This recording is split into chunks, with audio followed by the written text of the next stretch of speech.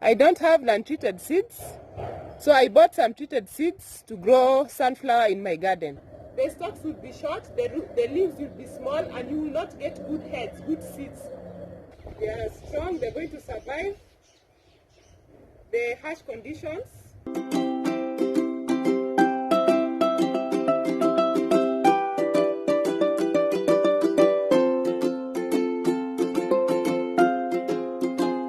Perhaps you're unable to start your sunflower seeds directly in the field because you don't have to start them in containers.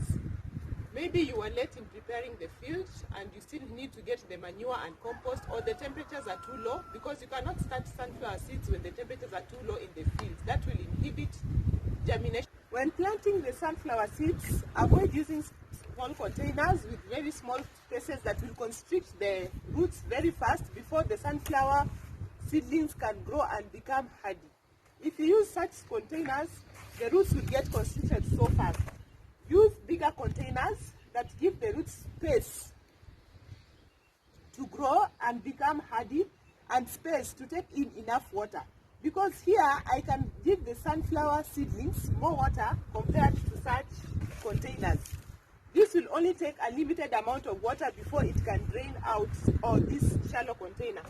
So use deeper containers that you can water frequently, because the seedlings need deep watering if you want to have strong sunflower plants. So once you have put your container, make sure you mix in some compost and some manure to the soil so that the seedlings can take in nutrients to become strong. You are going to plant your sunflower seeds just an inch deep and cover lightly and water.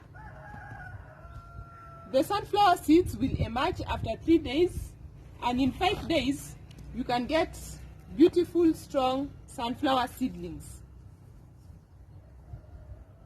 I have a video on seed bank.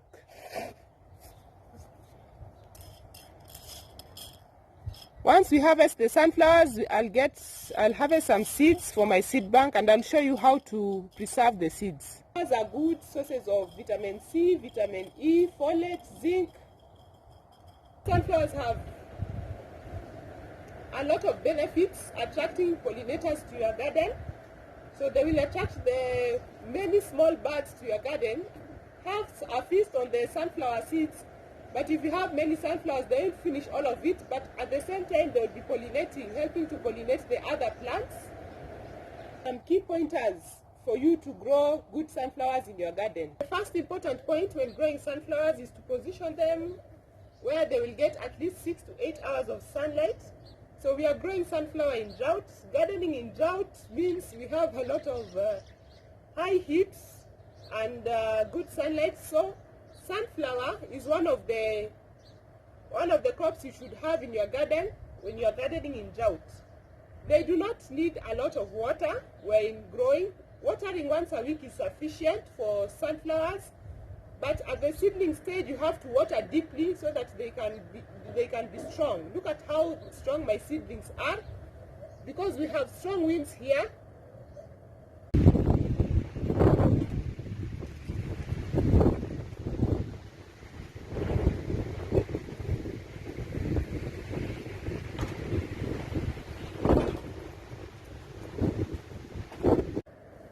Another point is that sunflower thrives in alkaline soil. Your soil should have a pH of at least 6, even up to 7.5. Sunflowers will thrive in that pH. If they don't have that pH, they will be deficient in boron. If they have a deficiency in boron, the stalks will be short, the leaves will be small, and you will not get good heads, good seeds. So that is why I have some wood ash here. Wood ash is a good source of boron, for a good source of potash, and also a good source of boron. It helps in the uptake of boron. Because I'm watering using salty water, I don't have fresh water. Continuous use of salty water limits the uptake of boron by plants, and it locks the nutrients. So to unlock the nutrients, I'm going to raise the pH of the soil using wood ash. Just the normal wood ash, and it has to be wood ash, not other ash, wood ash. I'm going to add it to the soil. I'm also going to add compost and manure All these are going to help me ensure that my sunflower plants can access boron. So you notice here I'm reusing plastic in my garden. Roots can go up to 100 centimeters.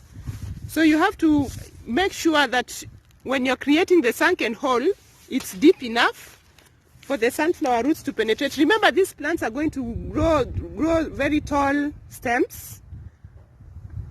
And your soil temperature should be about 60 degrees Fahrenheit or at least 15 degrees Celsius when you're planting them in the soil. So if you live in a cold region, you'll have to start your sunflowers indoors, and then you can transfer them to the field when the temperatures are higher. You have to supply a lot of nutrients to your sunflower plants. So I do cold composting. I just heap the kitchen wastes in one corner. I dig down and get the organic matter at the bottom, the compost at the bottom. So I have to sieve. This will prevent my soil from getting compacted and supply nutrients to the sunflower plants. Also, when I'm using salty water, manure and compost will prevent the loss of boron nutrients that is important for growing sunflowers. So once I sift the compost, this I return to the compost section.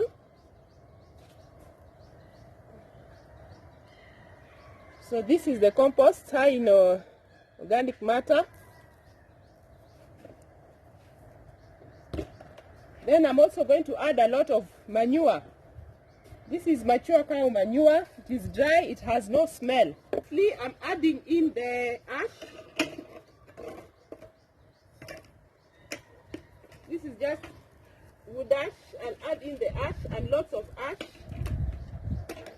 It's very windy. So after adding it all in, I mix it in with the soil. You have to mix in everything with the soil.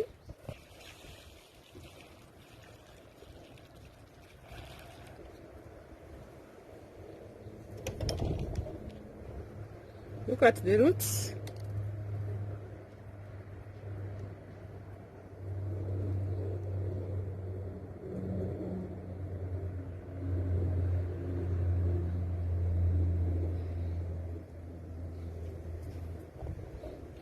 So it's easy. You don't even need to shake it off. Just cut and place it in.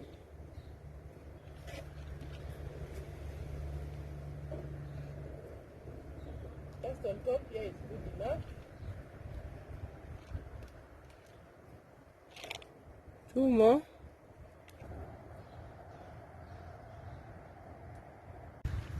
A close look. It's windy. You can read more articles. Go to juliesnaturejunction.com. I also post more updates on Facebook and Instagram. You can get more photos. As the leaves break down, they will enrich the soil, benefiting the sunflower plant.